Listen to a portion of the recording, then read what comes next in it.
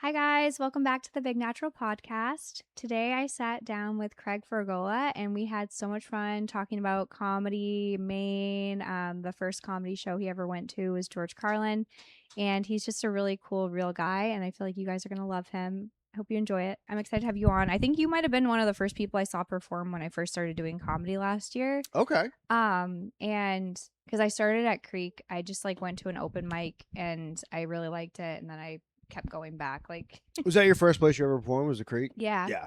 yeah, because my therapist actually recommended it. Really? Yeah, I was in therapy and I was like, I want to try comedy, but I'm scared and like I don't know if I'm a narcissist. And I was like in therapy for a while, and then she was like, "No, I think you should just try it. Like, I think you're fine." And then she was like, "You should go to Creek in the Cave. Like on this day, they have like an open mic." So I just did that, and then I Oh, fell in like love with she Creek. recommended Yeah, that my she was like, "Go to Creek in the Cave." I went to Dane Lyons' mic. It was like on a Tuesday, I think, or a Wednesday. Oh, yeah, those mics are rough too. Yeah, I know. I bombed, but then I was like, I felt so excited because I thought I would go my whole life without ever trying it. So I was like, just happy to try it. Yeah. And then I was like, And I'm then you get the bug addicted. too. Yeah. Yeah. Yeah. And I remember seeing you go up, and then I remember you said you were from Maine, and I was like, oh my God, that's so cool. Like, I haven't met remember like anyone when I from was Maine. doing like someone was like, "Oh yeah, there's someone else from Maine here Oh, yeah. too. There's a girl from Maine." I hadn't met you at that point yet, Oh, but it's funny. yeah. Yeah. Because there's not like a ton of people from Maine and Texas, No. I'm assuming, I or don't I I mean haven't met any. I don't know. Well, like Todd, the door guy Oh, yeah, at the he is Creek, actually. That's true. and the new door guy is also from Maine No too. way. Yeah. That's Yeah, crazy. but there's not a ton. And like when you meet someone else, when you're from a small place like that, you meet someone else, you Yeah. talk immediately. Yeah, I love that. And I feel like Maine is very small, but like every part of Maine is so different. Yeah. Like I was Well, trying to you're from the explain it. county, right? Yeah, I'm from the county. Yeah. Yeah, I love that you know that.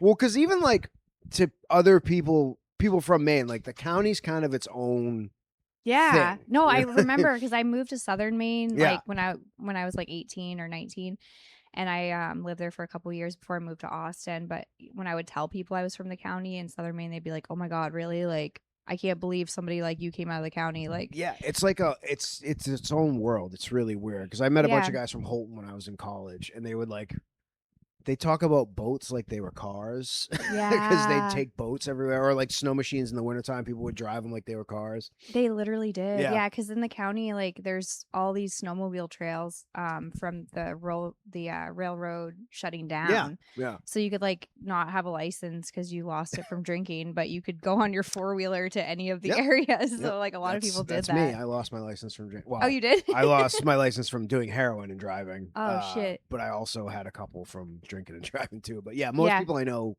back home have at least one DUI. Wow. Yeah, that makes sense. Same with me. I did want to ask you, like, what made you want to start comedy, and like, do you remember the first open mic you did? Oh yeah, the first open mic I ever did was in Portland. Actually, it was at this place called Slancha. Okay. And I was working like this kind of my big boy corporate job right when I got out of college. And my friend Allison, who I worked with, her friend, this guy named Joe Timmons, who's dead now, but he was part of the scene up there. Okay. And we would go and watch them. And I was like, oh yeah, I always kind of, because I always was a fan of comedy. Like I've been my first comedy show ever was George Carlin. My aunt took No me at way. the State Theater. Yep. That is cool. And then she took me to see Stephen Wright at the Merrill Auditorium, which is also in Portland. It's like an old opera theater. It's really Okay. cool. And so like she was like, oh well, you should do it. And she kept like bugging me to do it. And I finally decided I was gonna, and I went to this open mic on, I think it was Monday nights at Slancha in Portland. And I didn't know you had to like sign up. Oh, I was okay. just like, I talked to Joe. He's like, yeah, just come up. You can go up. And it was like towards the end of the mic, and I was like, hey, when am I going up? He's like, did you sign up? I was like, Oh no. no. He's like, well, you have to. But he ended up getting me on, and I had to go up last. And Okay. so I was the last person to go up. And there was like a disco night or something happening after the mic. Yeah. So all these people would come in at the end that were there, like didn't give a fuck about comedy, but they just were there to party afterwards. So I had to go up, and I remember like, I think I did 4 minutes, and I Mhm. just stared at my friend in the back of the room the entire time. Like I Wow. did the whole set to her essentially. And then I started doing it a little bit like here and there. I'd go to like a mic once or twice a week up there. And then I stopped because I got really into drugs. Really? Okay. And then So probably for like 4 years I stopped, and then I got clean back home for a while. I had since relapsed a few times from that, but I got Yeah. clean, and then I decided I wanted to go somewhere and try doing comedy again because I really liked it. And I was looking at scenes that like I didn't want to move to New York or LA and kind of get lost in the shuffle. So I was looking for Mhm. other places that had like smaller scenes, and it was like it ended up being between like Austin and Chicago. Okay. Right. That's Pearl. Yeah. So then I just came down here and immediately started. My first mic down here was this place called Mr. Tramps. That the bar still exists, but I don't think they do comedy there anymore. Okay. Because when I moved here, it was 9 years ago in December, everything was like old Cap City was like up north. Yeah, I remember that. Yeah. So everything was kind of up there. Now everything's like downtown and south. I mean, you still Yeah. have Cap City, which is north, but that's kind of like Yeah. its own thing. But yeah, so That's cool. yeah. So how are you liking the scene in Austin versus like in Maine? I was so not really a part of it. Like I would do a couple mics for like Yeah. 6 months. I maybe did like 15 open mics up there. Okay. So I wasn't really like Maine had a decent scene, but like New England's so small. Like the Maine scene and Boston scene and New Hampshire, it's all kind of the same thing. Like Okay. it's just like a New England scene. Yeah. So I didn't really do much there. I started doing it and like trying to take it seriously when I moved here. Okay. So That's I cool. mean I'm from New England, but I'm more of an Austin comic than I would consider myself like a New England comic. Yeah, you know? that makes sense. Yeah. It probably is a completely different vibe, I guess. Yeah, But this even like the scene here has changed. It's like night and day. Yeah? From when I first moved here. Yeah, like what's different now? Just There's- everything's closer together or No, it's just there's way more people. There was an old scene when I was down here before, and I like it was very insular. They weren't like super welcoming, Yeah. at least to me. And I know some other people who have been here for a while said the same thing. They kind of had like an established scene. There was people that kind of ran things, and so there was like Velve and Cap City, and that was Okay. kind of it. There was like some other places would do shows, but like you had like this group of like 20 people who kind of ran things, and there were some really funny people here, but they didn't really love newcomers. Oh, really? Yeah. I mean, that's kind of putting it mildly, but it was just I don't know. I like it a lot better now. There's way more stage time. There's way more people. You get new people all the time that are coming in. It's just I think it's easier to get up on stage now than it was back then. That makes sense. Yeah, because I'm so new still. Like I started about a year ago, and so I didn't know Creek was like a new place. Yeah. I know it's only been there. How many years has Creek been here? 4 or 5. Four. Yeah. So it's not really new, I guess. But for you, like you had been here longer before that, even before it was here, because it was in New York first, I think, right? Yeah, she ran it. It was like it wasn't like a weekend headliner club when it was in New York. I think they just do like mics, and there was mics every night, and I think some people record specials there.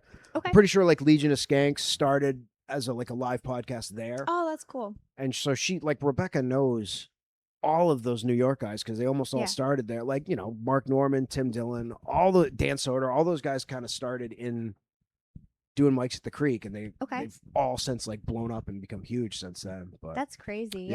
Yeah, she's a really interesting like person, and I love Creek so much. I always like am so happy when I started there. I just did my first open mic there, and then I just stayed there. I was like, everywhere else seemed scary, and now I like go do mics other places, but it's just like my favorite, and I think it's my favorite too. It's the best hang for sure. Yeah. You know what I mean? Like you feel like you're at home when you're there. And that's I think that's from Rebecca. She goes out of her way to make sure people feel welcome and comfortable there. And she was trying to like the old scene didn't like it when she came here. They were like a lot of people were like talk shit about her, and she would like go out of her way to have like she'd be like, well, I wanted some of the new people and some of the old people to kind of come in, and like she was trying to make them feel welcome. And I mean, a lot of them do now, but like at the beginning, they were not super welcoming to her when she came here. Yeah, that's crazy. I feel like the cool thing about her is where I'm just like, I feel like she's so real. Yeah. And also you. Like, I feel like you're also very real. And thank you. So I feel like you guys, I like that a lot. And it could be maybe just being like from the East Coast too. I think there's definitely something to that. Yeah. But I love that. And I think it's a fun place. Did you end up going for Christmas? I didn't. I was dog sitting for Sarah Mathis, so I didn't want to like leave the dog home alone. But I usually go there for Christmas and things because I don't go home. Yeah. for the holidays. Do you is your family still in Maine or So my dad passed away and my grandpa passed away, but okay? my grandma is like 90 years old and Hmm. she's still in Maine, What in the is she up county. in the wow? But she's from New York originally, like Long Okay. Island, New Yep. York. And then Yep. she always wanted to live in Maine. So her and my grandpa moved there when I was like a kid. And they like built a house there and she's still in that house. She's staying there and Yep. she won't leave. And but she's doing great, like, despite all of like the crazy shit that she's gone through, but she's there. And then my mom lives there too. Okay. So yeah, but it's weird because like now my family's like, as you get older, it's just kind of like the holidays aren't really the same Yeah, anymore, I guess, it's because people not. are dead. But It is weird how that kind of just like when you're a kid, Christmas is like the biggest deal, and then you get a little older, and yeah, it's like, yeah, it's just kind of another day. yeah, But I have it's nieces now, so like I'll you do probably okay, start going home for Christmas once they're a little bit older. The oldest one's 3, the youngest one's like 6 months, not even 6 months old yet. So, okay. and the winters in Maine suck. It's just I brutal, know, especially in the county. but we're Like it's from even. different areas. So where exactly are you from again? I'm from it's a town called Rumford. It's Okay, like western Maine, like really close to the New Hampshire border, but we're in the mountains, so we get like pounded with snow in the wintertime. yeah, I bet it's like the White Mountains, right? No, the White No, Mountains are in New Hampshire. oh fuck. Um but we're not far from there. Okay, I'm but they rounded the mountains at least that you're near? the ones that I grew up in are like I guess you'd call them like hills. They're not like real mountains. But Like they're pretty. they're beautiful, yeah. Yeah. The White Mountains are like legit mountains. I grew up maybe 40 minutes from Mount Washington, which is like Wow. Mount Washington's huge. Yeah, it is. And the whole like the presidential range and the White Mountains are all there. There's a bunch of 4,000 footers, but I mean like Yeah, you wouldn't call them like if you compare them like the Rockies, they're not that big, but it's still you get like crazy weather patterns and I bet. yeah. I love that area. Like guess I think I've been through that area of Maine to get to like New Hampshire just like For maybe sure, once or yeah. twice, but like I never really stopped or anything like that. And then I know there's like a lot of really pretty wedding venues in that area too cuz like my sister was like thinking about getting married in Maine. We were looking around. She lives in Las Vegas now, but Okay. yeah, that's really interesting. I feel like It's a lot of like old barns that people have like converted into wedding venues. Yeah, it's like a big yeah, business but they're there. so expensive. Like $40,000 and shit for a That's so day. crazy to me I that know. people just start out their life together being in crazy debt. And I most of them are probably know. in debt from college and other stuff too. So it just They're doesn't. like whatever. Yeah. Yeah. It's just money, I guess, but or it's just debt. Yeah, when I was a kid, I went to Mount Washington with my Yeah. parents and we had gone to Santa's Village, Yeah. like then we went to Mount Washington and we went to the top and I have this memory of I was so like I think I was probably like 5 years old and it was so windy and my dad was like holding my hand, but I was like airborne. Yeah. Like I was like a flag just like flying in the I wind. think the highest wind speeds ever recorded on the top of Mount Washington. There's Dang. that sign when you go up that says like the worst weather in the world because it can change really fast. But did you go to Storyland when you were there too? I can't remember. Is it the same as it's different than Santa's Village? Well, Santa's Village it's Christmas themed in the Okay. middle. Storyland's like white trash Disney World for people in the Yeah. Northeast. So We they do probably like did. yeah, I'm sure because I it's don't know. right there. It's like 10 minutes from Mount Washington, so most people go there. And I lived in North Conway in my like early 30s, Okay. late 20s, early 30s, and that's when I got most in a.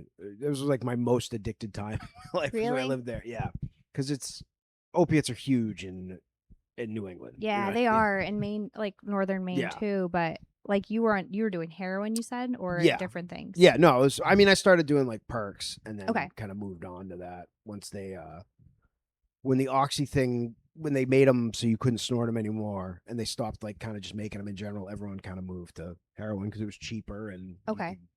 you didn't have to have a script for it. You just had to know some sketchy dude who was going to sell you. What is heroin like? Because it's funny because I've never done it, but I love music that people did it. Hey, you never know. No, I just like grunge a lot, Yeah. and I feel like a lot of my favorite like bands like dabbled Yeah, in it, for and sure. some died from it. Oh yeah, for sure. It's this isn't like a pro heroin thing because it will ruin your life. No, for yeah, sure. no, yeah. But it's the greatest. I've never done anything that feels even like close to that. You know, have you ever Whoa. done? Did you ever like get prescribed like Vicodin or I Percocet? hated Vicodin. I had it when I got my teeth pulled. Yeah, I had when I was a freshman in high school, my freshman year going into my sophomore year, I had a pilonidal cyst, which is What's like that? it's a cyst on your tailbone. Oh no. So they had to like operate on that. So it's basically like I had a second asshole that they had to like Damn. carve out, and they gave me Vicodin, and they had to let it heal from the inside out. So you Whoa. just had I never saw it because it was like right above my ass crack. Yeah, yeah. So they had to like they packed that full of gauze, and then like every day a nurse would have to come over and like they change the dressing so it would heal. And they gave me Vicodin, and they're like, "Here, take this like a half hour before I show up every day, so it won't hurt because it's all like nerve endings. It's like super painful." And I took it once, and it made me like sick to my stomach, and I was like, "I don't like this." And then Damn. after I graduated from high school, I dropped out of college and I started working in like a lumber mill, Mhm. and I just like people would get like Percocets or whatever, and I buy those, and I grew to it was an acquired taste, and I grew to really to really like those, and Yeah. then I had an uncle who had a surgery, and he was getting like this was back in the days when they were like over prescribing everyone. So he Yep. was every month he was getting like 150 perk 30s and also like another 100 perk 15s, which is just like the milligram sizes. So he was Okay. getting like close to 500 pills a month, and Damn. he would sell some of them, and then I'd do some with him, and then it just like kind of took off from there. But it's like a people who get into drugs. It's a lot of this similar trajectory for that. Like you start Okay. with that, and then you could kind of move your way up. But Maine was one of the places that when they came out with OxyContin, when the Sackler family came out with that shit, Mhm. they wanted to test it out in markets where people had like a lot of blue collar workers who had chronic pain. No So it was way. like Virginia and Maine, because Virginia had a lot of like miners, and Maine had like people who worked in the woods and fishermen and stuff. So like Yeah. they went nuts there, and they just started prescribing it for everything. I had a friend growing up whose mom would get headaches, she'd get migraines, and she'd get one of those like giant pill bottles every month of Oxy 80s, What the and we hell? would just steal them from her. That's And yeah, it crazy. Because was oxys were really common in the county too. So I yeah, guess maybe that's part of it. They I'm were sure. testing it Yeah, out and same it just thing. You know, they stayed or just something. and then they get like cash incentives to prescribe them more, and then they'd have people come in and give like samples out. And give it they made a really good like I don't think it was like a TV show. It had Michael Keaton in it, and it was talking about like the Sackler family and what scumbags they were, Hmm. and how they would just overprescribe stuff, and then like they'd straight up tell doctors it wasn't addictive. They're like, no, it's because it's time released, you don't get addicted to it for whatever, which doesn't make any sense anyways. But then you could just Whoa. so there's like a little coating on it that you could just lick off, because the whole thing was Hmm. you were supposed to take them, and then over like 8 hours they'd slowly get released into your system. Yeah. But if you lick that coating off, you could snort it or shoot it, and it would hit you all at once, which is what Whoa. everyone did, because that's I mean Yeah. Dope Sick was the show. I think it was on Hulu. I think it might have been. Yeah. It's really Wow. good. Yep. Yeah. Michael Keaton, Dope Sick. So Michael Keaton plays a doctor, and I guess he's based on a real guy. And the doctor ends up getting addicted to oxys because he's Oh, prescribing okay. them to people, and they just come in and give him all these free samples, and he would do those. Damn. And yeah, that is the crazy thing about drugs, is like it doesn't discriminate. No, yeah, Everyone it gets doesn't yeah. matter. Yeah, like anyone could. That's like, did your family like have any history of addiction, or were you kind of the first one that had struggles with Not it? so much. I mean, my uncle obviously he was a big weed. He sold weed. Like Okay. when we were growing up, he was one of the bigger like pot dealers in New England. He would Okay. always he had like never had a job, but he had this crazy house up in the woods. He had like literally like 5 or 6 cars. He would he would go to Hawaii like 4 or 5 times a year and buy weed there and have it shipped back. Oh, And okay. he'd get these coolers, like those styrofoam coolers, Yeah. and he'd send those back to my mom's house. And she didn't know it was like my family didn't. They might have known, but they like he would tell me, he's like, oh, it's just macadamia nuts. So he would send these coolers, and they'd go to my mom's house, and they'd just be full of like pounds of weed. That's hilarious. Yeah, it was. She was not happy about it because like they could have taken us away from her for that. You know, if they Oh, thought she was yeah. in on it, which she didn't obviously know. Like she wasn't part of the scheme, but yeah, he would sell a lot of pot, and then he had Yeah. that surgery, and then he immediately got addicted to those pills. And like my grandfather was, I never saw him because he quit drinking the day I was born. That was his whole Okay. story that he told me. Like the day I was born, my family was in the hospital. So my grandfather was home with my older brother, and he had the same thing my uncle had, his surgery where they removed a bunch of his stomach. Damn. So he couldn't drink anymore, and he did like 2 shots of whiskey, and he put my brother to bed. But my brother was still in like his jeans and his sneakers. He kind of just put him in, and when they Yeah. came home, they found him, and he was wasted. My grandmother told him, she's like, "You can't be around the grandkids anymore if you're gonna Oh, drink." yeah. And he was like, "I'll never drink again," which my grandmother's brothers they all fought in World War II, and they were horrible alcoholics, I guess. So she had Okay. heard that a bunch of times, but he never drank after that. He just quit cold turkey.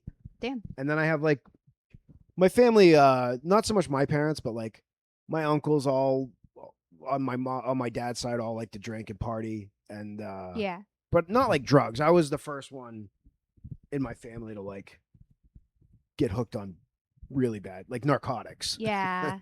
That is tough. Yeah. Like my parents like would drink. My mom like took prescription stuff for Yeah. like anxiety and different things Mhm. like that. So like growing up I was always like I don't want to like take anything. And then but I never was like afraid of drinking, I guess. My parents Yeah. drank, but like they wouldn't drink. They were like they would drink at night and Yeah. not like during the day. Yeah. Like so it was never like something that I was like, "Oh, I don't want to do that." And I do drink a little bit Mhm. now, but like I definitely feel like doing comedy is like kind of its own drug where I'm like I just like want to do comedy. For Like, sure. I don't know. Like And that's like it's a healthy obsession to have, for sure. Yeah. Yeah. And I feel like I used to want to have like one drink before I go up because I was nervous, but now I'm noticing like I don't really need that anymore. That's most good. of the time. So I'm like and I feel like I'm sharper without it. So I'm like I feel like For that's sure, helping yeah. me a lot. And I'm also just a lightweight where I can't really drink without being hungover. I can have like 2 drinks and be Yeah. hungover, and I don't know why, but Especially as you get older too, the hangovers hurt really bad. they do. And they last for yeah. like I would get when I quit drinking, it was like I wouldn't get so much like I get a headache and my stomach would be fucked up, but I'd have such bad anxiety for like a week after. Really? Yeah, that was one of the big things that made like Wow. just like you'd have like even if you didn't get that wasted, I'd be like checking my phone, thinking I said something nasty to somebody or Yeah, something. yeah. And it was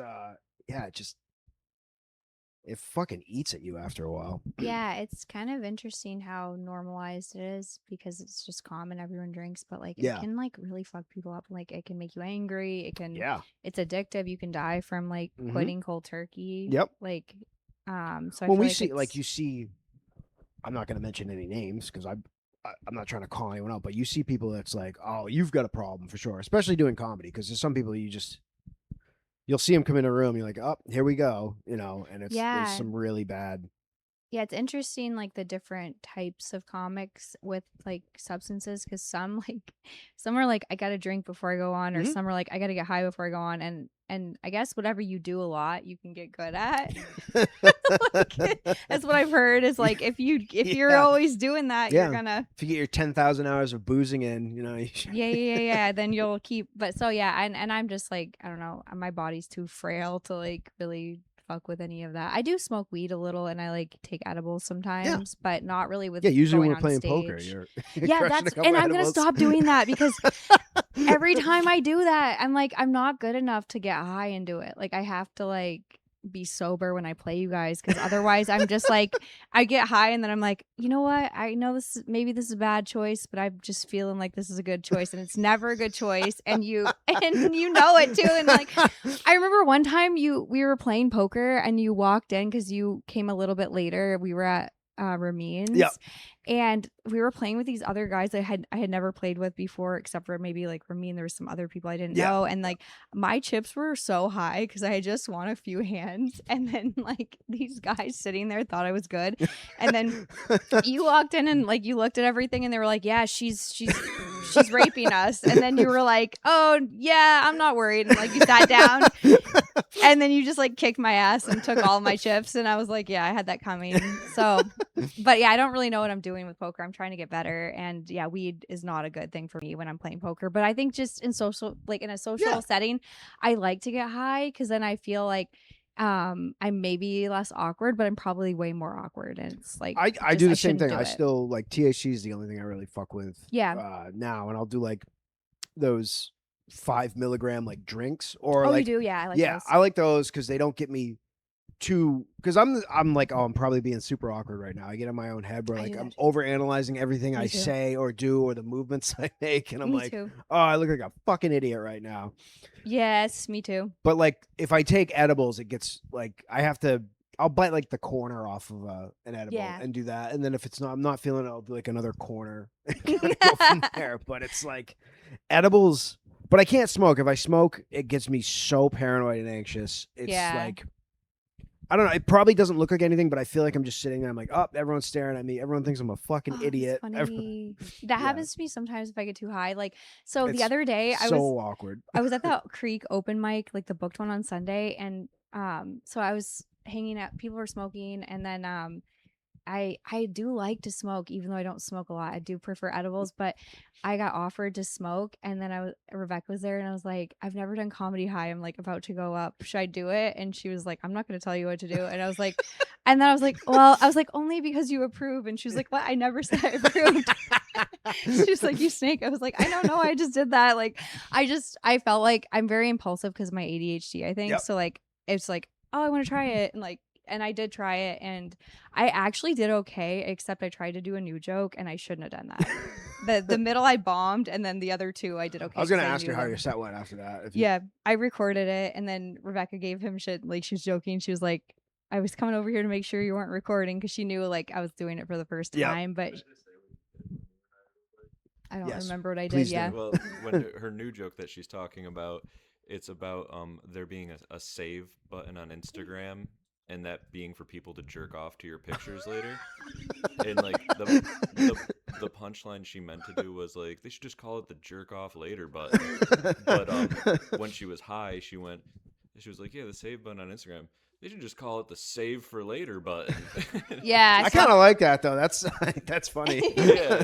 Yeah, and I like that joke, but I'm like still working it out. I don't know, like I'm too impulsive. Like I have been like, I'm high, like don't try something new. But I just was like, I gotta try it, and then I fucked it up. But yeah, I don't know. I feel like it was a good experience. And then Rebecca was saying like we could probably like she was like, let's think about doing a high show where it's just people who don't smoke Yeah. and do comedy. Yep. So you could be a good candidate for that, because you said you don't like to smoke.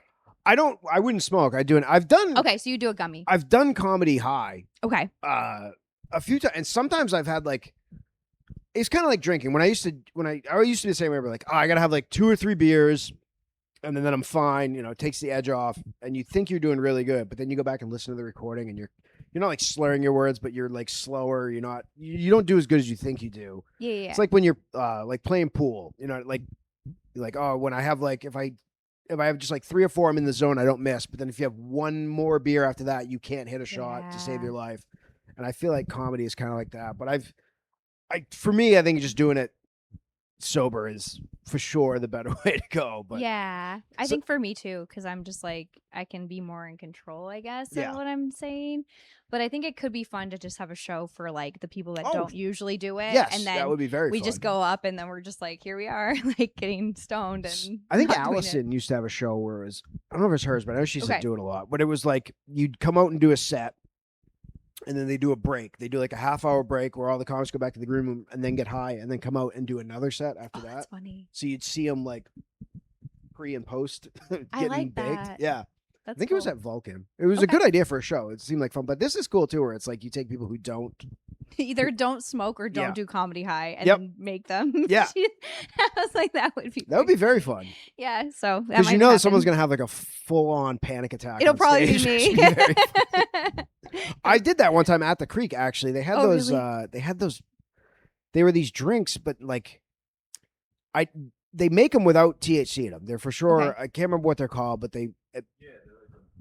Mood boosting drinks. or Yeah, and they have whatever. like that weird reflective like coating on the outside of the can. Yeah. Well, they have those, and they also have the same ones that have like 5 or 7 milligrams of THC, but the cans look exactly the same. Oh shit. And I was drinking one of those one day, and I'm like getting ready to go on stage, and I started to feel a little weird. Like this feels weird. I feel like I'm getting high, and then I looked at the can, and it had THC in it.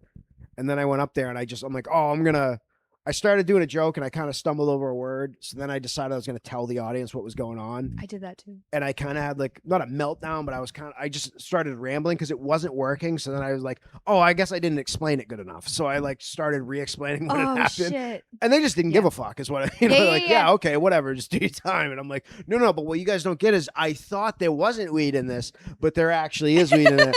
That's why I'm doing it. I just spent 10 minutes trying to explain and just bombed for 10 straight minutes. Oh my gosh. But it was weird because it's like, you know, when you start getting high, you can feel it kind of coming on. Oh yeah, it's like a wave of like something. And if you know, that's fine. But if you don't, like if you get like surprise dosed or you surprise dose yourself, it's like I don't know, it's weird and awkward. And yeah, it was. Damn. I didn't like that. It's kind of like, this is kind of gross, but I feel like women, like before, at least me, like before I start my period, I do feel a wave of like I'm getting high. Really? Yeah. Like it's so weird. Like it's probably just like the release of hormones or something, but like it makes me feel like I'm about to get really stoned. And then like in social settings, like I can always tell if I'm about to start my period because like I'll go to like a cash register and like talk to somebody and just bomb like and get nervous and like I feel like I'm stoned and I'm just like fucked, like I don't know, and then I'll just start my period and I'll be like, oh, that was all that was. But yeah, so even if you're sober as a woman, like you probably experience that at least once a month, maybe it's just me, I don't know, but I don't know. I cannot speak on that, sadly. I don't know what it's like to have your period. It sounds awful. It's Girls crazy. I've dated will talk about it and describe it. I'm like, that sounds terrible. I'm really sorry. Yeah, the physical stuff sucks, but like for me, it's like the mental, like before it starts, I'm just like not the same person. And because like, it fucks with your hormones. Really yeah, because you right? have like nothing left. Like it's like for the period to start, like all of your estrogen has to go completely down, like every hormone that you're used to. And like those, like I think estrogen is like related to like serotonin, like they're all like related to like chemicals in your brain. And then it's just like you have nothing. And then you'll start to get estrogen, like that's what triggers it starting. But like it's like 2 days a month I just don't want to leave my house. Yeah, it's cool because like, you know, women will talk about having, and it sounds like they're describing like the early onset of like dementia. You know, it sounds awful. They're like all this stuff, like I can't think straight. I can't do it. Like I get really anxious and then I get really angry. And it sounds like they're describing like the early onset dementia or Alzheimer's or something. It's like, fuck, that happens every month. That's gotta be awful. It sucks because it's like it kind of fucks with you a little, or it fucks with me. Like because I'll be like, well, you also ovulate 3 days a month, which is like when you're fertile, but it makes you feel like you're kind of like unstoppable for like 3 days. Like you probably just feel like a man feels every day, where you're like you're at the grocery store like checking guys out and shit. Like I don't know, I don't really do that. I know, like, I definitely don't ever feel unstoppable. So. No, well then maybe not. But like I feel like maybe one day I feel unstoppable. Yeah, but, like it's. And I'm just like faster, like thinking quickly, and like I don't know, it's just everything is like cool.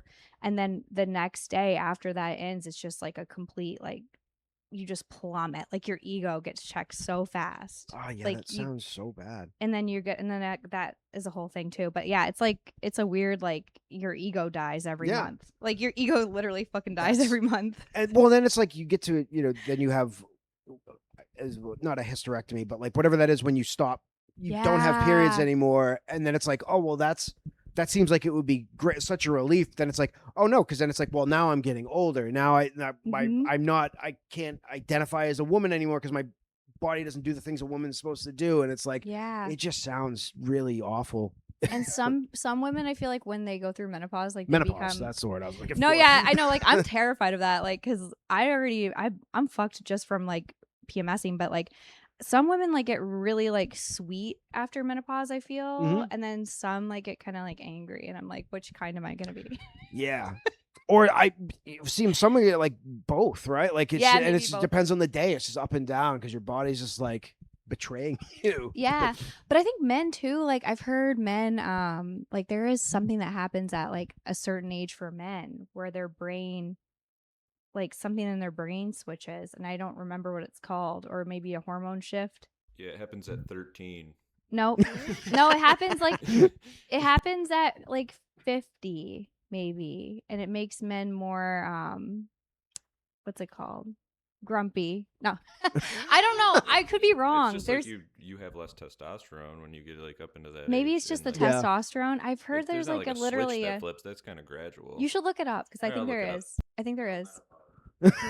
I don't know. But I do. I think it's like I always try to like learn from experiences. So I'm like, well, you know, even when I hate my life, those 2 days a month, like Mhm. I usually will like I feel like the good things do come from that because like then maybe I'll see something that's like funny in it or like I'll think of a new thought. I guess Mhm. so. Yeah, so there is something called andropause, which happens in their late 40s, early 50s, where your testosterone levels decline pretty rapidly, and you Oh. have more fatigue, decreased libido, mood changes. So yeah, there's just sort of a Fuck, I Oh. feel like I'm already going through that right now. How old are you? 42. Okay. Yeah. I feel like I never felt like I had a overabundance of testosterone, but I do have like bad. I have anger issues. I don't like blow up mhm. on people, I don't think, but I get so angry. Like it's happened. Like I'll have too much stuff in my pockets, and I'm like reaching for a lighter, and I can't. It's like taking me to like I know what's in there, but I can't find it, and I'm just like I'll be standing by myself, like furious, like Mhm. just fuming, wanting to scream, and I'm just like going through I can't imagine like what people must see if they're seeing me do that, or like That's every funny, day when though. I go into the convenience store, if like the people in front of me are taking too long, I want to freak out. Yeah. My dad was like that Yeah, too. I think that's a it's Northeast funny. thing, but yeah. it is fun. I'm sure it's funny to like see someone going through that because you're like, dude, just. And if I see someone else doing that, I'm like, dude, fucking chill out. But I'm like feeling the same way as they are. Oh yeah, I have the whole like people from New England are angry thing is there's definitely some truth to that because Yeah. I've seen like older male members of my family just like they're usually so even keeled, and then the smallest thing will happen, and they'll flip the fuck out. Yeah. My dad too, Yeah. and like my grandpa. They're from New York, but yeah, it's like East Coast. I think Yeah. I don't know, and it's just funny. Like, and also like when I'm in New England, like sometimes like people yell at you like just randomly, like if you're like taking too long, like doing something. And I kind of like it though. I think it's funny and like. I don't know. It's I prefer that kind of than like when people are fake nice, which I am that drives guilty me of. nuts, too. I'm guilty of that. Not with you, No, but like I don't- if I thought you were like an asshole or like if you were like mean or something, like then I've like adapted in this way where like I will like just be super nice to people when I know they don't like me, Yeah. just because I don't want to give them what they want. Yeah. But, Yeah, like, I get that. You're real and you're cool, and like if you ever made me mad, like I would just tell you, Yeah. because like you're a normal person. I know you can like you'd understand, but some Mhm. people like are crazy and you can't tell them you're mad at them. You know what I Yeah. mean? Because they won't even hear it anyway. I don't know about you. I just kind of freeze people out when I don't like them. Like Yeah. I've met some other people down here from like the Midwest or whatever, and they'll be like, "Oh, I thought like you intimidated me because you or like I thought you hated me." And I'm like, no, if I don't like someone, you know immediately because I'm like. I'm not gonna openly just be an asshole to them, but like if they talk to me, I'll be like, "Yep," you know, you give them like one word You're not really answers, and- yourself as yeah, much. Yeah. I'm not gonna play into that, but like, Yeah. but you know too, like where we grew up, it's like you make fun of the people that you like, you talk shit. Yeah. That's kind of what like. And some people, when you meet them, they don't get that. So I understand where that comes off. Like if you're telling Yeah. someone to fuck off, but you're doing it in like a nice way. Yeah, I tell all my friends to fuck off, Yeah. and like they get it. But 'cause, some people yeah. like it genuinely. Like they're like, why would you say that to me? You know, Yeah. like, well, if I didn't like you, I wouldn't say anything to you at all. It's a whole weird dynamic. But Yeah, it's interesting because like where you're from does kind of like it's like different social norms, Yeah. kind of. So like here is like everyone's like can be really nice if Yeah. they're from the South usually, but then sometimes they'll say mean shit to you in a nice way, and then Su- it's that hurts. Some people are somehow super worse. passive aggressive, and I Yeah. hate that shit. I Yeah. hate that. Like if you're gonna be mean, just like be mean. Like I don't know, but Or the whole bless your heart thing. I like fucking hate that. that's like hack at this point, but it's so Yeah. true because they'll say it. It's like there's just tell me to fuck off or just say fuck you because that is what you're saying without saying fuck you when you say bless your heart. Yeah, and it's somehow Yeah. like it's more mean or something. Like I don't know, but Yeah, I don't. It annoys the hell out of me when people do that or like that. Yeah. Like people just they go about their days in their own pace and they don't. I don't think they're doing it. But I work at a restaurant. Okay. And like you'll get these people and they're out to dinner with their families and then they'll get up to go and leave, but they just stand around the table, but like in the way of other, like we're running a restaurant, we're trying to like run plates and stuff. And there's people just Yeah. standing there talking and they're so unaware that there's other stuff going on around them. It's like, get the fuck out of the way. Yeah. And it drives That me is nuts. so frustrating. It's people who do that or like stand in front of doors. That's another one I want to just slam the door into their Yeah. head. They'll just stand there and talk. Because we like the restaurant I work at, we have a patio, so you usually Yeah. keep the doors open because it's nice and you just come in and out. So people will come in and go to the host stand and stand there while they get, they wait to get seated. But some of them will just stand in front of the whole door instead of like just moving to the sides. Yeah. And you'll be walking through with like 4 trays of food, and they'll look up and see you coming, and they just stand there. It's I like, hate can that you shit. just excuse me? Can you just move out of the way? And then they'll act like you're being an asshole because you're like, coming through, guys. And they're like, Yeah. oh, well, we were having a conversation about, my daughter's new house or whatever. It's like, yeah, well, I'm trying to fucking run a business. You got to get out of the way. Yeah, that's so frustrating. At the grocery store too, I feel like that happens a lot. Yep. Where like somebody will just be right in the middle, like, or they're in the middle and their cart's on the other side. They're just blocking the whole aisle. And then you're just like, can you fucking move? Like, please. I'm sure it's not, but I feel like they're just being purposely inconsiderate. Yeah. Well, they're probably not. They're probably not even thinking about it. And if you do say something like, "Oh my god, I'm so sorry," but to me, it's Yeah. like you're purposely being an asshole. Yeah. You're trying to fuck my day. Yeah. And it's like, Yeah. I hate it. And also it's like you're not thinking about other people at all. You're just thinking about Yeah. yourself, maybe, like, which is still shitty. Like, even if they're unaware, I feel like that's People do that with still their shitty. kids too. Like they'll Yeah. like at the restaurant the other day, there was people and like they're sitting at this one table and there's a bunch of booths over behind it that no one's sitting at, but their kids are like literally laying on the tables and like crawling over the booths and stuff. And these two, they're just sitting there like nothing's going on. I'm like, and Yeah. this is kind of hack at this point too. But you're like, if I had done that when I was a kid, my mother would have grabbed me and like marched me out of there so fast. There's no Yeah. way that she would let me. Which is probably that's not the best way to approach that either. But it's like. Just to act like to do that on somebody else's stuff and like this, oh no, this is fine. They're okay. They're just playing. And then what if one of them falls and smashes their head on the ground and fucking has a seizure or something Yeah. right there? Then we're liable for that because their parents are stupid, not paying attention to their kids. Yeah, that's like so frustrating because it's like, can you just like, I don't know, like if you don't teach your kids like how to behave, like they won't know how either. Yeah, And then they're gonna be it's not the kids' fault. yeah, The they're kids are just being kids. yeah, they're gonna grow up to be people that are just standing in the fucking doorway. You're just raising a whole new generation of dumb assholes who don't who Yeah. are unaware of anything going on around them other than their own bullshit. And it's I know the that's cycle so crazy. continues. Yeah, yeah. My dad, like, I grew up like my dad was like kind of like my favorite person. He was like very strict, but like it was because he cared. Mhm. Like, so he was very like, he wasn't gonna let me just like Do you have be an asshole. brothers and sisters? I have an older sister. Okay. Yep. And she's like a few years older than me. She Okay. just had a baby, so now I'm an aunt. That's the best. So I'm excited. Well, I mean, I don't know about being an aunt, but I know being an uncle Yeah. is the best. No, I love imagine him. it's the same thing. Yeah, I've only met him a couple times because he's like just an infant, but like he's adorable. Vegas. Yep. You said the other- Yeah, she's lived there a couple of years, and then her husband's in the Air Force, so like they'll be moving Oh, again okay, soon. yeah. I'm not sure where Yeah. they'll be, but like hopefully close by. Yeah. But yeah, my dad like he was really cool, but he had kind of bad taste in women, and That's when nice you to say about your mom. I know. Well, I won't go there. She's still alive, but I feel like I um, met your mom. Didn't she? did you? Wasn't she Maybe you did. here one time? I she don't know if come I to- brought her. I might have brought her. She was here, and you might have feel met like her. She came. She was at the creek one time. Was she? I don't. I know I almost brought her, and I don't know if I ended up bringing her. But I'm sure you'll meet her sometime.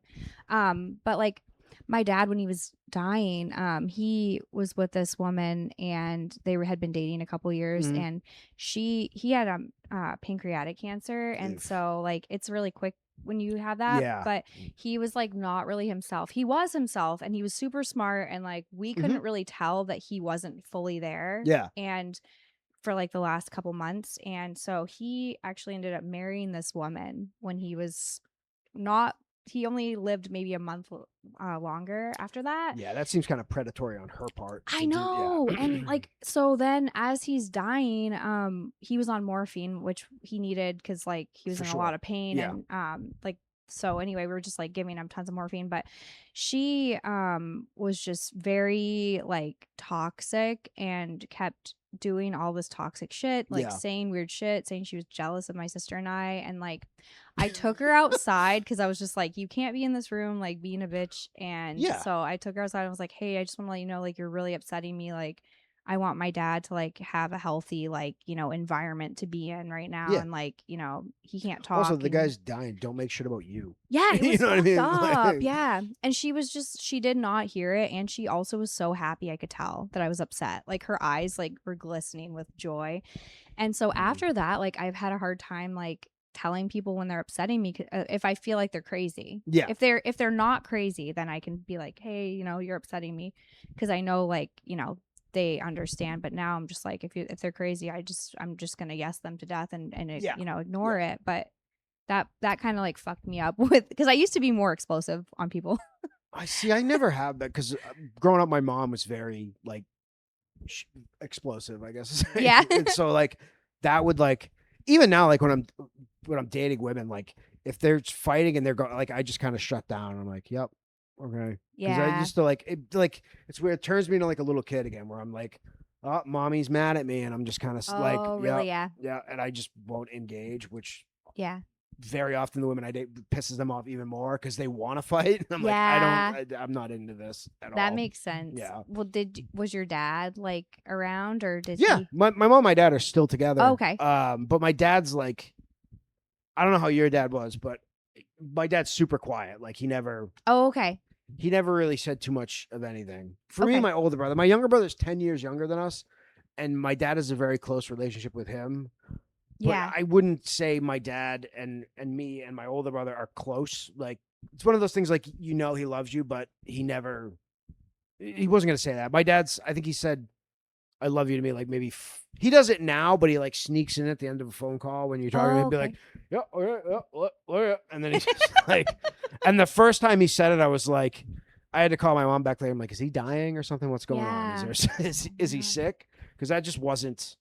That wasn't a That wasn't a dynamic we had cultural. growing up. I Yeah, feel like in Maine, a lot of men don't say "I love you" too. yeah. Is that true? I don't know. I For me, at least in the county, is how I felt. I do know for sure, but like I'm the opposite now. Like Yeah. when I leave my friends, I tell them I tell my friends I love love them that. all the time. Yeah. Give them hugs because it like lost a few friends to whatever suicide, drug overdose, whatever, and I don't know. It's like I went the opposite way with it, but I don't do that Mhm. as much as my friends back home, Okay. which is weird.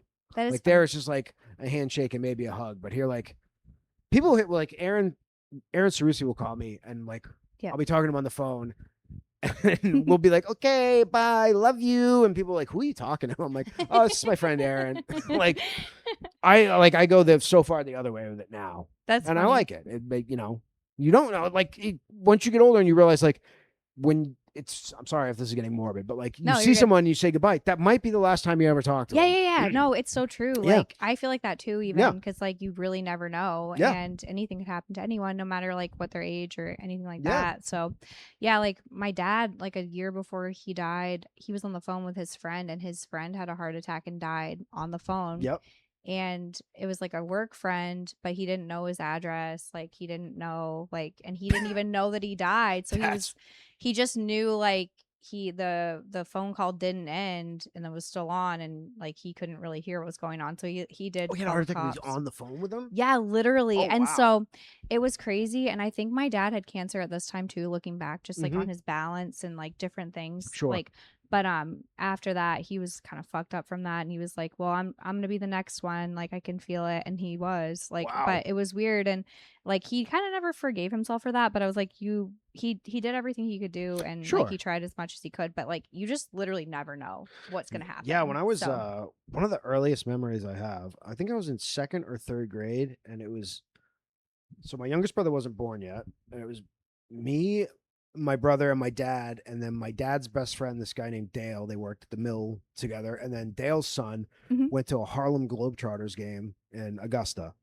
okay. and they were out doing they were doing the warm up thing, and his friend had a heart attack and died right there, like in the middle, like I was sitting next to his friend, and he kind of like slumped over and like fell off. Like he leaned. He's a big guy, and I was a little kid. I had to like push him, and I thought he was fucking around. I didn't know what was going on. I had never seen, Whoa. And the only he had his head back like this, and he fucking like spit into the air, like involuntarily, kind of. Whoa. So like I pushed him off me, and people were getting help. One of the Harlem Globetrotters saw what was going on and like ran and jumped over like the seats they had set up courtside and like ran up and helped them move him into the aisle. And they Holy got us all shit. out of there, and then called an ambulance, and then we went right to the hospital. And then I remember the doctor coming out and saying that like I'm very sorry, but he was talking to Algie, his kid. He's like, I'm Yeah. very sorry, but your father passed away. And then I remember seeing my dad lose it, and that's only like I Damn. think that's only there's one of two times I've seen my dad cry in my life. It was Whoa, wild. really? Yeah, That's super crazy. Yeah. How old were you? I was. Like I said, second or third grade, so like 7 or 8. Yeah, that's I was very very little, young. and I didn't get what was going. Like it was just weird. I didn't understand what was happening. Yeah. And he was like, "Yeah, I think that's the." And then I saw my dad cry when my grandfather died. Okay. My mom's father. Yep. And I think that's it. I think that was. Now that Yeah. I'm thinking about it, that might have had something to do with why he was so closed off growing up. I don't know. That was. Yeah, I wonder. I mean, I'm Yeah. sure that was like really traumatizing. My dad. Also, oh sorry, I didn't Oh, want no, to you're fine. interrupt. Oh, But go did you ahead. also hate when people started doing like tricks with basketballs and stuff? Oh, Well, it's because people no, talk yeah. about the Harlem Globetrotters. I'm like, fuck the Harlem Globetrotters. I've never seen them again. That's the only experience I have with the Harlem Globetrotters. My dad, best Damn. friend, dropping dead right there. That's so crazy. Yeah. I feel like, for that to happen. Yeah. Yeah. It just kills the vibe of the Yeah. damn, that's so Yeah. sad. But yeah, that shit could happen. It could happen to one of us. I hope Yeah. it doesn't. I mean, either, Knock but on wood. I think that's the only person I've ever watched like that happen to. Yeah. I mean, I've seen like my best friend growing up, his grandfather, who was like my other. I love the guy so much. He ended up having prostate cancer. Yep. And by the time they discovered it, again, typical like old Maine guy, like Mm-hmm. he had prostate cancer, and by the time they discovered it, it was like full because he wouldn't go and get a prostate exam, so they didn't discover it. Or by the time they actually went in his ass and gave him the checked for it, it was already at the point where it's like it's too late. It's completely through your Yeah. body, and he like I watched him not like die in front of me, but like we went up there, he was like completely out of it. They were just taking like syringes full of morphine and just like squirting it into his Oh, mouth. okay. Just So to you try saw to him at keep the him end. Yeah. Yeah. Yeah. But and he was always like a big guy. And then I remember I saw him like a month before he died, and he weighed like 110 pounds. Yeah, It was same with my crazy. dad. Yeah. It's so traumatizing because it's like he was always this like really strong, like Yeah. big guy that Yep. could like kick your ass and like Yeah. and then yeah, like the year so he had pancreatic cancer for a year, but they couldn't find it and they didn't know that he had it, but they knew something was Yeah. and they assumed it might be. And so I knew it like as soon as like he started having health problems, like I knew he had cancer and he was Yeah. gonna die. And my family was like, don't say that, like you're being negative. And I was like, no. I was like, I just need to quit my job so I can like help him Yeah. because I worked at a school and like I worked with young kids and I was like, I can't be like in and out of the classroom. Like they need somebody who can like be Yeah. there for them, and I need to like be there for my dad. But yeah, he lost so much weight too, and it was hard for his friends to like see him like that. But like a lot of people did come and like say goodbye to him, and like it was interesting to see everyone handles death so differently. Yeah. Some people are very like, like with the person, like, hey, I'm here for you, Mhm. like, and we'll say things like, hey, like, remember this time and I'll never forget this, and share things. And other people are just very closed off, or like they're just Yeah. struggling with it themselves, kind of. So it's like everyone was kind of all over the place with it. But like it is weird to see somebody that you see as like very strong, like watching just something like a cancer like eat them away. Yeah. Like My grandfather was like a big dude when he was growing up, and then like he had those health same I was talking about my uncle. They had like Yeah. they had a bunch of tumors in their stomach. They were non-cancerous, but they had to take them out. And they each had like 3 giant, like one was the size of like a because they always they give tumors in the size of like other weird objects. Like, oh, this one's the size of a football. This one's the size of a grapefruit. This one's the size of a basketball. So they had to take him out of him. And then like my grandfather was a really tough, like stoic guy. But then towards the end, like he couldn't really walk, Okay. but he wouldn't let anyone help him. Or if you offered him help, he'd get mad at you. They had him on oxygen too, because he smoked cigars for years. So at the end he would be on oxygen, and like we go over to see him, and he would take the oxygen mask off. Okay. Because he didn't want us to see him on that, but then he couldn't breathe. So we're like, will you just Oh, put the fucking no. mask on? And then like one of the last summer he was alive, we got him one of those they're called hover rounds. Okay. So like those motorized chairs. Oh, nice. So we got him one of those, and it like took forever for us to get him to use it because he didn't want anyone to see him in it, but he couldn't like move anywhere. So we had a camp. So we grew up in Rumford, and they had a camp like 20 miles away in the mountain range that he would go to Florida every year, and then when he come home, he'd go right up there. So they had a house in town in Rumford, but then he would want to go right to the camp. Yeah. So we got him the hover around so he could go like out down by the water and stuff in that. And I went to go see him one day. He's like, "Yeah, I got the hover around up to camp. It's working great." He's like, I'm really enjoying it. I'm like, "That's great." He's like, "Yeah, when I brought it up there, your mother and your grandmother got mad at me, and I didn't think anything of it. But then we got talking. Apparently, he drove the hover around from his house in Rumford to the camp, which is 20 miles. No. So it took him like an entire day to get it up there, and like he didn't tell anyone. He just kind of left and like left a note and said, "I'll see you up there." So like they didn't want to make him mad, and they didn't want to like go and find him. Yeah. They wanted him to have his independence and like let him do this thing he wanted to do.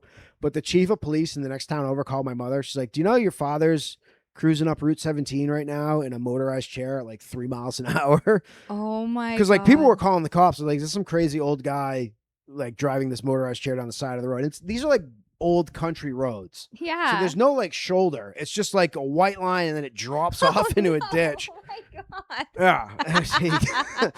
And so my parents ended up trying to go get him eventually, but he ended up making it the whole way. They let him do the whole thing, but it ends up being like a really cool story now that you can tell because it was like the last cool like thing he got to do. He died like 6 months later. Yeah, Aww. it was. I love that for him. That's like amazing. That's like that could be in a movie, like a scene in a movie or something. He was really, really funny too. He was Yeah? super dry. He one of my favorite things he ever said. My uncle, who I'm not really close with at all, he's my godfather, and he got divorced from my godmother and married a secretary, and Well, she's a bitch. No one yeah. one likes her. She's a real cunt. I don't care.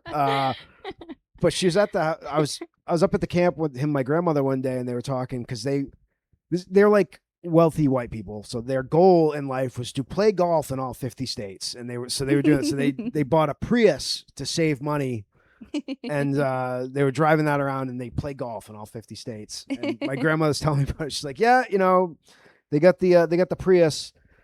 They're loving it so far. They're just not sure if it'll be big enough for them to carry all their stuff when they're driving around." And my grandpa was like, "Well, it has to be pretty fucking big for her to fit her goddamn mouth into it." Oh my god, I love that.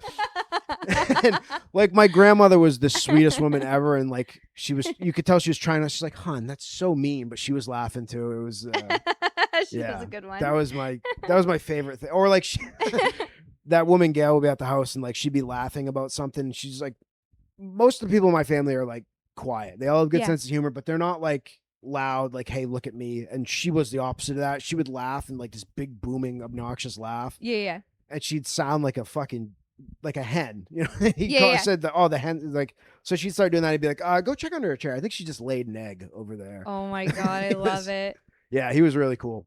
I like how you said that you guys had a camp. Because I say that too. Yeah, people don't know what that is. No one knows what that is, but it's like a lake house usually, or like a house in the woods, right? Yeah, it's I guess what other people call them a summer home, but this was Summer not home, like that. To me, that implies like you're very wealthy. You own like water for. This was not that. It was what he bought it. I think he bought it for $1,200, which back when he got it was a lot of money. Yeah. But it was like when they first got it, it was like a 1-room shack, and then he kind of built it out and put a porch and stuff on it. And now my parents own it, and they've sunk some money into it too. But it's not. There's a difference between like a summer home and a camp. Yeah, I totally agree. But it's funny because like when I'll say it, sometimes to people around here, they're like, "Yeah, what are you? You went camping? Like, what are you?" Yeah, they don't. That's not a term down here that people. I know, yeah. but I like it. Lake house or something like When you first, I assumed this whole time as somebody who doesn't hear that term. I just assumed you guys were talking about like a plot of land, like a campsite. Yeah, like you guys had like a little. But no, there's a building there. Well, I know people that have that. They just have plots of land that they put like a trailer on while they build themselves a camp, or they build some kind of property on there. It's not a camp yet. If they just have the land and there's a trailer on it, right? It's not. Your then camp. you're just camping. You're camping until It's not a camp yet. Got it. Yeah. But I know there's a lot of like campsites are big there too. Like a lot of like places on the water. People will get. I have friends that they're not rich, but they'll get like a not an RV, but the one that's not like you can tow it, like a trailer you can tow behind, and then they'll put it somewhere for the summer, and they'll just go there and spend the summers with their family by the ocean or by a lake or something. That's pretty big up there too, I think. Yeah, that's super cool. We would go to the ocean sometimes, but like we never really had a camper or did any like camping or any of that stuff. But a lot of my friends did, and like one of my friends' grandparents had a trailer or no, like a camper they would put in Old Orchard, and then we would like stay there. It was so fun. Yep. So like every now and then I go there in the summertime, and we just like hang out with her grandparents. Her grandpa was so cool. He was like old. He was older, but he seemed young. Yeah. Like I don't know. Like he would let us swear, and like he and my grandparents were like very like strict, where it was like you kind of had to like be on your best behavior around them. So when I go to her grandparents' house, I'd be like, "Whoa, this is crazy! I can just like say whatever I want. We can watch South Park with them. Like this is cool." My grandparents were not. They weren't strict, but like you had to act a certain way. Like even when I was in my 30s, I wouldn't swear around my grandmother ever, and if people did, it like made me mad. I was like, don't talk about don't say things like that around her. Like my younger brother would do it sometimes, and like my grandfather, like when we go to the camp and stay with them in the summer, it's like during the day, if it was nice out, you were outside and you were playing or like reading a book outside, but you couldn't stay inside and watch TV. And then like you'd come in at night and we'd watch Wheel of Fortune and Jeopardy. Nice. And then I'd watch Grand Ole Opry with him, and then you go to bed at like 9:30, and then you get up when the sun, you know what I mean? Like it was a regimented sort of thing, but I wouldn't say they were strict at all, but you kind of like respected their like their way that they lived. Exactly. Yeah. And I always did too, but like I would get in trouble a lot. Like my grandparents like lived near me, and like they were like my dad was from New York. When the house that they had in town was like a 5-minute bike ride from my parents. Really? It was like awesome. one street over and like 4 blocks down. That's not bad at all. No. Like I lived like kind of in the boonies, and my grandparents did too. Yeah. Like, and so it was like a 5-10 minute drive, but not far. So I'd stay with them, and like I always like respected them. They were from New York, and so like they had these like really thick accents, and like they were born like the 30s, so like, you know, they're very old. Yeah, my grandma was born in 29. Damn. Yeah, so like around that time, and so I'd always try to act good around them, but then I would do things where they like one time I was on my grandpa's computer at like 1 a.m. and I was in middle school, and I went my parents got divorced in middle school, and I went through like a flashing phase where I would like flash boys on webcam and I was just like on MSN or like AOL, AIM or whatever, like talking about it. ICQ. Yeah. It was like just, you know, chatting with other kids, and like there were several boys at the same house having sleepover, and they were asking me all these questions about like if I had flashed, how many times I've done it, would I ever give her a blowjob or anything like that. And like I was like, no, maybe one day. Like I don't know, like just like being dumb. And my grandparents had taken like classes, like computer classes in the 90s, so they knew how to look at like chat history. Okay. They found it, and then they printed it out and gave it to my dad, and then I didn't even know. So I just like go home. I'd stay with them that night. I'd go home the next day. My dad comes back from playing golf, and he just like has this thing printed and like reads the whole conversation to me. And I was just like, oh my God, like it was the most embarrassing thing I ever, like my grandparents knowing too, and him. I was like, oh my God, all these people I was trying to trick, like they all know what I'm doing. And like, he was like, at the end, he was like, why did you do this? Or why would you do this? And I was like, I don't know. I just thought it was funny. And then he was like, fine. Like he took away my lap or my computer. He took away my webcam, but like he didn't slut shame me or anything. And I was grounded, but like, it, you know, he got over it. And I think me saying it was funny was like what got him to get over it, maybe. I don't know, but it was the most embarrassing thing that's ever happened. Because I was like, the craziest part of that whole story to me is when you said my grandfather's computer, because my grandparents were so like, I cannot imagine my grandparents having a computer. Really? Like, yeah. There was they could barely figure out the phone. You know what I mean? Well, they were so anti-technology. They shouldn't have. Yeah, but yours would like they figured out how to look up chat histories and stuff. That's impressive for anybody's. I guess not now, but for like. You're what, in your 30s? Yeah. So like grandparents of people in our generation, it was beyond their time, because most of the kids in my class, no one got caught for anything because their parents didn't know how to use the computer either. But like my dad knew about computers, like he worked on them in like the 80s, so like he was really good. Like but I didn't know my grandparents like also knew. But yeah, they were very like they liked to like figure things out. Like I mean, they were on Facebook. My grandma's still on Facebook. She shouldn't be.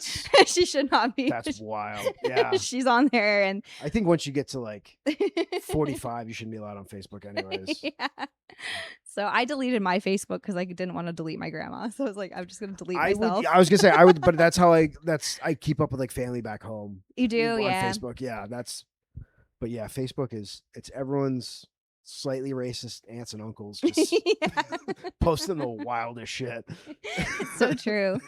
Yeah, like like in the county, there's like not a lot of different like people. Yeah. Like it's mostly like French Canadian and like Irish. It's all and white stuff. people for sure. Yeah, I'm sure. and my dad, like I don't know if I have a picture of him, but like he's really Italian. So like when 9/11 happened, everyone thought he like looked like he was Arab. And so people would be like, "Where are you guys from?" Like, because we weren't from the county. Like, we moved there when I was little. right. But like, they'd be like, "Is your dad like a sand?" Like, Yeah. you know. And Well, that was supposedly they came through Maine to get But to they Logan did. Airport. Yep.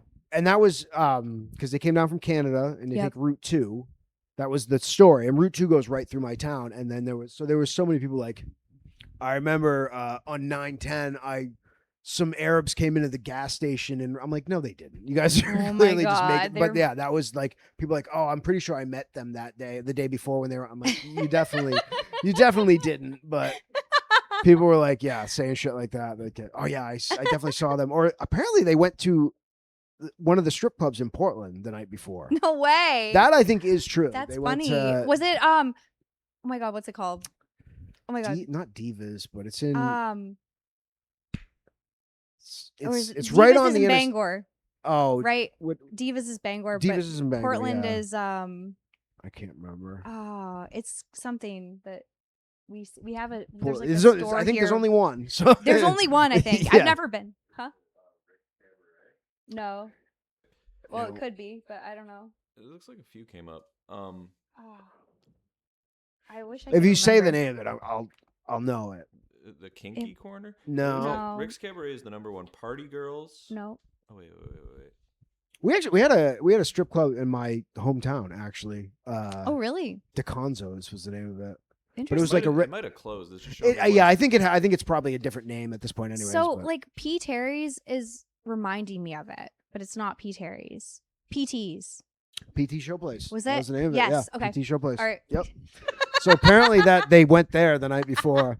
There's a really funny comedian he lives in LA now, Jordan Herndred-Seavey, who had a joke about that. Yeah. And it was like because they had like a 6 a.m. flight. So the joke was that's how bad Maine pussy was. It wouldn't even make them late for a 6 a.m. flight. Oh my God. I love it. Yeah. There are some very pretty women in Maine, though. I will say. For sure. Like the town I grew up in, there's so some many there's pretty some pretty women. hideous ones too. There's some really bad. Yeah, there's definitely Yeah. like, the ratio still like there's not some that many. swamp donkeys up there for But sure. I love that term. Yes. Yeah. Like that's such a good one. There's one girl like from the town I'm from. She's still the prettiest person I've ever seen in my life. Yeah. She lives there still. I'm like, how the fuck? Well, I'm sure whatever guy that was up there snatched her up immediately. You know what I Yeah. mean? She probably got a family. She does. Yeah. Her whole family lives there. Yeah. And like, so it makes sense. But I was just like, why did you say? That is something about Maine, though. I think people, especially people who grew up there, and if you move around a little bit, there is no other place like that. No matter where I go, It's true. Maine will always be home, and I know I'll end up there again at some point. I don't know where. Yeah. But I mean, if money was no issue, I'd have a place up there, and I'd stay there for the summers and the fall. And then Where would you stay? Like, where would it be? I would probably Portland. I love the Me city too. of Portland. It's such an underrated city. It's so great. It would be cool to have a house like right in Portland, but if not, Mm-hmm. probably someplace close, like where my family's camp is, somewhere up there that's like kind of off the grid would be Yeah. really nice. Or my aunt lives in this town called Baldwin. Okay. It's over by like Standish. It's probably 45 minutes outside of Portland. Still in Western Maine. I really love that area too. Yeah, I bet that was. But that'd it'd be be cool to have pretty. like a tiny house like somewhere like that, and then go somewhere Yeah. else during the winter because the winters are just Very rough. it's like the summers here. Like in the summertime, it gets so hot down here, you never think it's going to cool off. And it's the same thing up there in the winters. It Mhm. gets so fucking cold and miserable. You never think it's going to warm up again. It's so true. Yeah. And like in the county, I think it even stays colder longer. I'm 'cause sure, It's yeah. so like north Yep. where I'd go to southern Maine and I'd be like, "Ooh, it's like you can kind of see the grass now." Like Yeah. it's not the tundra, but I love Portland too. I used to live on the east side, like Mhm. Munjoy Hill area. I had a friend who lived on the Eastern Prom. And Oh, okay, yeah. I love that area. Yeah. It's so I pretty. used to love going there. And they had like his apartment was on the third floor and it looked out into the bay. It was Nice. beautiful. Yeah. Ours, we were on the first floor. I lived with like two other girls, like in my early 20s, and we could go up these stairs to the top floor. It was like a Hmm. three-story, and the roof was flat. You weren't supposed to go up Yeah, there, but but we obviously would. you We would did. like Yeah. sunbathe, and you could see the water. It Yeah. was like really cool. I do miss Maine. Yeah. It's I mean, I haven't traveled super extensively, but it, it's just I don't know what it is. The people are fantastic. Yeah. The like the scenery. I mean, like it's second. There's no place more beautiful than Maine. I don't think Have and it you? has like every like you have mountains. You have like the flat like potato fields up north. You have God, yeah. the beautiful rocky coast, and then like I went to school in Bangor, Oh, or I cool. went to Orono, Oh yeah, my sister too. and I used to go up to Acadia all the time. And Yeah. I go up in the fall and in the spring, like before all the tourists were there, so you'd have the whole place to yourself. And I think that's the most beautiful place in the world. I don't know of anything prettier than Acadia. It's It's so so pretty. pretty. I Yeah. love it. Did you ever listen to the Modern Lovers? It's like Jonathan Richman, one of his like bands, but there's a No. song called New England, and it's talking about like all the different places in the world, What's but the how New guy? England's better. Yeah, that guy who's the Vermont dude, Noah Kahan. He has a bunch of songs about stuff Oh, like that. really? Yeah, That's cool. he's huge now. He's like a singer songwriter, and he got big on TikTok, and now he's like selling out arenas. And I think he was Really? like headlining Bonnaroo or something. He Damn. blew up really fast. But yeah, I'll have to look him up because I'm not sure who he is. I don't know. Some of his music's kind of lame. I Yeah. feel like we have very similar tastes in music, and Yeah. some of his stuff is cool. But I think it's better than it is because he talks about being from New England. Yeah. I still can't believe you saw George Carlin. That's so cool. Yeah, it was my first ever comedy show. How old were you when you saw him? I think I was in 7th grade. That's so like, cool. Too young to be seeing George Carlin, but But hey, no, that's perfect because you remember it still. yeah. Like that's like that was And probably it was a really big before. moment. I actually saw him twice. Wow. He performed at my college when I was going up there. Damn. But he was like older, and he was because he would do like these, especially at the end of his life. It wasn't like stand up comedy the way you think. It was more like he would just rant for like an hour. But someone Yeah. said he would write everything out, so he knew like every single word. And his like he would go on these long rants, and like Yeah. he would start doing that, and he would forget because he was getting older. So it was Oh, okay. really kind of sad actually. Like he was like super apologetic. He's like, I'm really sorry, but he would like kind of just blank out on stage, and then like Yeah. he was doing that, and then he just said fuck it and started doing like he would do like the 7:30. You know what I mean? He would do like the hits after that. Okay. But that one was kind of sad actually. So you saw him when you were younger, where he was more like Yep. with it. Yeah. And then I saw it was like 18 or 19, so like 10, 12 Okay. years after that, I saw him again, and it was. I think he died shortly after that. It was in the He next like did. 5 years. Yeah. Yeah. I have like I don't know all of his like earlier stuff really, but like I would watch more of like the later stuff. Mhm. But He had all just those like with HBO my specials. dad. Yeah. Yeah. Like so I don't know like a bunch of his stuff, but I know It's he had a weird long because he career. used to be like. He was just really goofy. Like he would do like the hippy dippy weatherman. Like before he became like this kind of icon of stand up Mhm. for like doing all the stuff he did later. He was like just kind of a goofy, like it was just kind of silly stuff. And then it got a little more serious. It was still very funny and extremely Yeah. well written, but it was like he changed a lot over the course of his career. That's so interesting to think about, like how, because everyone says like it takes a long time to get good at comedy. And so, like, I've heard like it takes like 10, 12 years Mhm. usually to get good. But then it's like after that, then you could kind of just keep evolving Yeah. too. And so that's kind of cool. I don't know if it's like, if it takes that long to get good. I think it takes like probably like 10 years to find your voice and kind of figure out who you are Yeah. on stage and like what you want to talk about and how you're going to say it. Like it takes a long time to figure that out. Cause I feel like, and I do this sometimes now too. Like you're almost kind of just parroting people that you like Okay. instead of just like being authentically you on stage, which is hard to find. Some people I think Yeah. find that a lot earlier. Like you'll see certain comics who like, that's who they are and that's what they're doing and they're really good at it. Okay. Like Casey. Yeah. Like there's no one like Casey. Yeah, Casey he Rocket. is There's so- no one he's like so him, good. and there's no like. And I will say, like when he first came out, when I first saw him down here, I didn't. I'm like, I don't get it, because he was doing like open mics for like 4 minutes and doing what Casey does, but in like a 4-minute span, I was just like, I don't. And then I watched him do some longer sets, and I was like, oh, this guy's fucking amazing. Yeah, he's like, it's almost like But again, music or something yeah. when you watch him. Yeah. Well, it's like I think really he's kind of cool. like cracked the code. He's almost like he's like a comic jam band because like he'll do 5 shows in a weekend and none of them will be the same. He's doing Yeah. different stuff every time, so people will buy like multiple tickets to different shows It to is go and like a watch jam him. band. I Yeah. love it. I love it. I think he's like cracked the code on how to get people to go see him more than like buy tickets to more than one show. Because usually if you're seeing someone, they're going to do an hour. They might riff a little bit differently here and there, but it's going to be essentially the same hour. Yeah. Whereas Casey, if you see him 3 times, it could be 3 completely different shows. Yeah, he opened for him, so I got to see him a bunch. Oh, that's and right. so Yeah. but the whole time I was watching Casey, I was like, this is so cool. Like Yeah. he was like, you don't have to watch all the sets, and I was like, no, I want to. Like they're so good, and Yeah, everybody did good, but his But again, fans love him too. he had been doing that like when he blew up. I think he had been in it like 10, 11. He'd been doing it a long time. Yeah. And he told me once like he loves Sam Talent. That's like one of his favorite comics. Okay. Sam rules. But I guess when Casey said when he first started, he was more like a one-liner guy, which I cannot imagine Casey doing one-liners. That's so interesting. Yeah. I would love to see, like, I wonder if he has any clips from his early I don't know. stand-up. That's Probably, so interesting. Maybe, but I mean, like, just because of seeing so much of what he is now, like, Yeah. thinking of him doing one-liners, I'm like, that doesn't compute.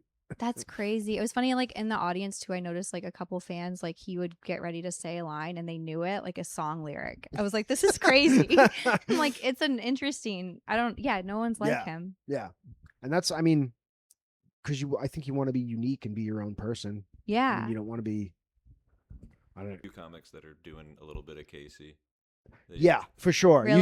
You see that influence. Like no one else can just go in the middle of their set, lock the doors. Yeah. Like, people try, Yeah. like, you notice when other comics are Yeah. doing shit like that, you're like, you can't really do that. Like that is very much him to just like not leave any air in between anything. Yep. He's just there's no dead air. Yeah, It's just him going the whole time. Yeah, and he's moving shit Yep. the whole time too, and it's like he's like, sorry, this is part of my ritual. Like, he's always saying. I know Yeah. he walks like 3 miles during a set. It's crazy because he's just back and forth the whole time. Yeah. But I heard like I wasn't doing comedy in New York and I wasn't doing it around that time. But like back in the day, like there was guys who would just do a tell. You know, like the people who are like super good at what they're doing and like very unique. You're gonna have people, you know. And Shane. Like You'll see them. They're up there. Exactly. You know what I mean? They're doing that, and They do this. yeah. Really? With Yeah. each line. They When say I they're started, there was a lot of not on guys camera. doing, especially in New England. There's a lot of guys doing Bill Burr, just like the angry New England guy, like getting really like yelling and getting super worked up, and like you just because you watch the stuff that you're into, and I think it just kind of bleeds into your act, whether you're doing it Yeah. on purpose or not. You know what I mean? It's gonna kind of. I mean, there are comics who definitely do that stuff on purpose. Is one of them getting really big now? Yeah. I know. It's like, it's so interesting because I'm like, I've heard people say like the first 2 years you kind of do what you like. Yeah. But the problem is like I can't do what I like because it's too good. Like I don't know. Like, and also I'm a woman, so it's like Yeah. I don't know. Like I feel like, and they're all dead. I don't know. Like I don't know. And I'm not angry. Like I do like a lot of angry comedy. Yeah. I feel like, but I'm not an angry person. So it's like I'm trying to just be myself. Yep. But I'm just so awkward and so nervous all the time that It's I'm hard, like it's right? hard to like. Because I'm in person, I'm not really deadpan. I don't think.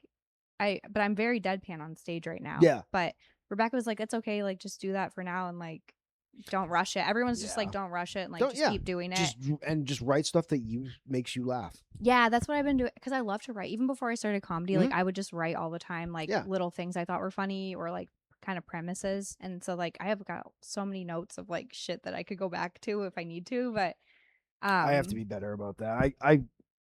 I fall into that like, oh, I write on stage, which is bullshit. I don't. That's just me being lazy and not wanting to sit down. Like Well- I do try to riff and stuff when you're up when you're feeling something, you try to go with it. Yeah. But like I'm not a off the cuff guy, and then I'll just tell people that because I haven't been writing enough, or you know. Yeah. And you don't want to write down like word for word what you're gonna say. You're gonna Right. say it differently, but like I have to like think about stuff and what I think is funny about it before I can just come up with it. I mean, there's guys you can just go up there and just you give them a topic and they can riff on it for 10 minutes and it's hilarious. And I it's do like, love that. Yeah. But it's like I'm not like that. I love it. really. And it's like same with one-liner. Like when one-liners are done right, I fucking love it and they make me laugh so hard. But I can't imagine I went like 2 years in when I was on here. I went through this thing where I'm like, all right, I'm a one-liner guy now. Mm-hmm. So I rewrote all of my jokes as like one-liners, and they were. I didn't think they were bad, but like I do 2 of them and then forget them all. Oh, okay. And like if you're doing 5 minutes of one-liners, that's fucking 60 jokes. You know what I mean? Like if you're just doing setup punch, that's you have to say a lot to fill that airtime.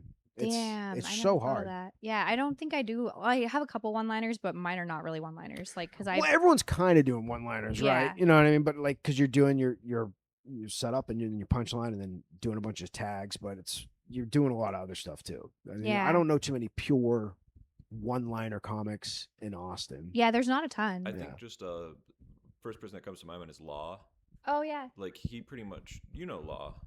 Like That name sounds super familiar. But he just goes by Law. Shorter black dude works at Mothership. He's at Creek. He does a lot of like. I know I've seen him. Yeah. But he pretty much is just purely one-liners. Like, so hard. It's so hard to do. A lot of memorization. Yeah. Of your Or you watch like old like Rodney. I love Rodney, and he would do like, all right, these are all my jokes about my wife, and then he'd rattle off like 15 of them in a row, and he's like, these are the jokes about my kids, and then like just, and it's so hard to write that way. Like I think Dave Attell's kind of like, he is kind of a one-liner guy at heart, but he's just.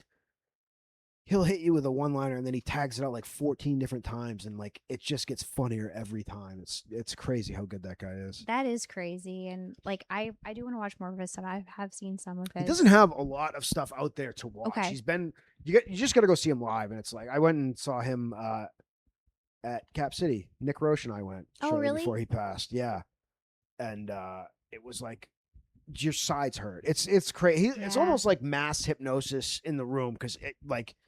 Every time it's just so fun. You got to go see him live. Which Cap City were you at? The old one or the new one? Okay. The new one. I didn't know about the new one. And so he brought me there for the open mic. And then I was like, we're in the wrong place. This is not where it is. Yeah. And then he was like, no, it's right here. And I was like, oh, fuck. I just haven't been to it in a while. The new one's so nice. It's very nice. Beautiful. But that old one just had like, it had the feel of a comedy club. It was that had been like there for 30 years. Maybe, yeah. And it was just like, it had been there for so long. There is something about that when a place has been around for so long. It's like, yeah, I don't know. There's something in the air when you go in there. It's like I saw Joey Diaz there when I was really? My sister had moved here and I was visiting her. I just turned 21, and he did so good. And I've never seen him live, but I've heard that storytelling joke kind of thing, and I was laughing so hard. Also, I just turned 21, so I was drinking a lot, and I also had just lost my voice on that trip because of the allergies here. Oh yeah, so I kind of sounded like him. And then afterwards, like his weed guy was like, "Do you want to smoke weed with us? We're gonna stand outside and smoke." So me and my sister and her friends, we all smoked with him, and he just did more like he was just telling more jokes. Yeah. And then I was like, kind of just like laughing my ass off, but I literally sounded like him. I was like, this is crazy. Like I had a deep, raspy voice. I keep hearing he's going to move here. He's not going to move here. He's going to, because I just want to see him live. Yeah. I've heard he's just amazing. I've heard like, I've had friends that have saw him like sometimes like he'll go for it and it might not hit as hard one night, but like when he's on and he's really hitting, it's like people are like falling out of their chairs laughing. That's what I was doing. I was like, he just had me in tears. And then even when we were just talking after, he was the nicest man too, like not creepy at all, like literally the nicest. And he was talking about his like childhood and his friend's mom with like wooden tits and like it was just amazing. That's so fun. I've been to some good I saw Chad Daniels, who's one of my absolute favorites at Old Cap. I saw Tim Dillon like before when he first started to kind of get big, and he was like moving good tickets, not like he is now. Like but he did a weekend at Cap, and it was pretty packed out, and he fucking destroyed. I've been to some good shows at that Old Cap. I saw Dave at the new one, and then I've been to some of the FPIAs, but I don't think I've seen any other like headliner shows. Okay. At the new Cap, but it's a beautiful room. Yeah. Just there's something about those old comedy clubs that have been around for a while. They have like different a feel vibe to them. Yeah. Yeah, I get that. Yeah. I like I feel like Creek has that, even though it hasn't been around a long time. Sure, like when I heard it was like only 4 years old, I was surprised because I just was like, I feel like it's been here forever. Yeah. I remember before it opened, I would go there with Colton. Okay. Like they had the keys to the building, so we'd go there and just we'd go to the bars downtown, and then we just go there and open up and sit in there and drink till like fucking 4 or 5 in the Oh, morning. really? That's yeah. cool. Colton, the other owner, right? Because There's Colton Jones and then there's yes, Colton Dowling. Dowling. So Colton and this kid Marty, who he's kind of like the Voldemort of Austin comedy now. Okay. But without Marty, for sure we would have no Creek. He's the one who kind of like reached out to Rebecca. I think it got like put the idea in her head to move down here, and then him and Colton kind of facilitated that whole thing. Okay. So they had the keys to the place a while. So we saw it like because it used to be, I think it was Barracuda and Red 7. It was like a rock club. Like that King Gizzard, the first time they ever played in America was at the Creek, but it was Red 7 or whatever. Or Barracuda was I there. didn't know Yeah. that. It was for one of the levitation fests. But Wow. so we would just go there when it was this empty building. We just bring beers and hang out and yeah. Oh, that's crazy. Yeah. It was really fun. So you've really seen it like Yeah. kind yeah. of evolve and turn I've been into at that what one it is. since the beginning. Yeah. Damn, that's so cool. Well, I've had so much fun having you on. I'd love This to is have great. you on my show too. Yeah. This month or next month, whatever month works better Just for let me you. know. I'll make sure Okay. I'm Yeah. either one. Do you have anything else you want to shout out? I don't think so. Well, it's been so much fun, and I love playing poker with you too. I can't wait for you to kick my ass again later. Oh yeah, you guys coming tonight? Is it Monday? I might sign up for Kill Tony. I don't know yet. Yeah. So, but if I don't, I will be there. Okay. Cool. But thank you so much for coming on, Craig. Thanks for having me. This was awesome. Yeah, it's been so Thanks, much Phil. fun.